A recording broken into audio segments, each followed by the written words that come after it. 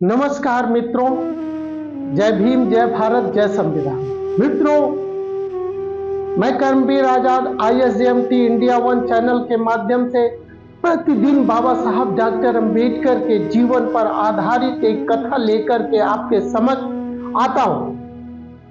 मित्रों, इसी क्रम में बाबा साहब डॉक्टर अंबेडकर जब अमेरिका से पढ़ाई करके महाराजा गायकवाड़ बड़ौदा के महाराज के पास नौकरी करने आए, जो कि उनको वहां पर एक अधिकारी के पद मिले थे, लेकिन वह रे ब्राह्मणवादी व्यवस्था, मनुवादी व्यवस्था, जिसने बाबा साहब डॉक्टर अंबेडकर के साथ कितना बड़ा भेदभाव किया। बार बार बाबा साहब डॉक्टर अंबेडकर कि वहां सवर्णों द्वारा अपमानित किया जाता, लेकिन बाबा साहब डॉक्टर अंबेडकर हिम्मत नहीं हारते। जब बाबा साहब डॉक्टर अंबेडकर वहां पे गए तो उनको रहने का आवास नहीं मिलता था।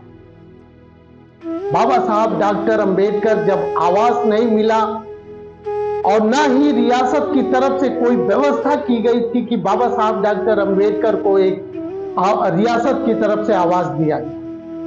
बाबा साहब डॉक्टर अंबेडकर रक्षा सचिव के पद पे कार्यरत थे और किसी तरह से बाबा साहब डॉक्टर अंबेडकर को एक जगह मकान मिला। वहां पे न बाबा साहब डॉक्टर अंबेडकर से जात पूछी गई, न बाबा साहब डॉक्टर अंबेडकर ने अपनी जात बताई। इसी तरह से चलता रहा। वहां के मनुवादी विचारधारा के लोग, ब्राह्मणवादी सोच के लोग नहीं चाहते थे कि बाबा साहब यहां काम करें। इवन आपको बता दे, वहां का जो चपरासी था, बाबा साहब डॉक्टर अंबेडकर को अगर कोई फाइलें देनी होती थी तो वो दूर से फाइलें पकड़ाता था ताकि वो छू न जाए, जिससे वो अछूत हो जाए। ऐसी परिस्थितियों में रह करके बाबा साहब डॉक्टर अंबेडकर ने संघर्ष किया। महाराजा गायकवाड़ बड़ौदा के महाराजा को पता था कि अंबेडकर के साथ अन्याय होगा, लेकिन वह रे मनुवादी व्यवस्था, वह रे ब्राह्मणवादी सोच कि महाराजा जानबूझ करके भी वहां पर कुछ कहने में असमर्थ, क्योंकि वो विधान जो उस समय लागू था वो था मनु का विधान। उस मनु के विधान के कारण बाबा साहब डॉक्टर अंबेडकर को यातनाएं सहनी पड़ी। बड़ा कष्ट होता था बाबा साहब डॉक्टर अंबेडकर। किन किन परिस्थितियों में रह करके बाबा साहब ने वहां पर अपनी नौकरी की। और एक समय ऐसा आया कि जब पता चला, जिस पारसी समाज के घर में बाबा साहब डॉक्टर अंबेडकर रहते थे, जब वहां पे लोगों को पता चला कि बाबा साहब महार जाति से हैं, तो सुबह सुबह लाठी, डंडे, पता नहीं किन किन सारे चीज लेकर के जोर जोर से बाहर से चिल्लाना शुरू करे, निकल अंबेडकर बाहर, निकल अंबेडकर बाहर, तूने अशुद्ध कर दिया, तूने अछूत बना दिया पूरा।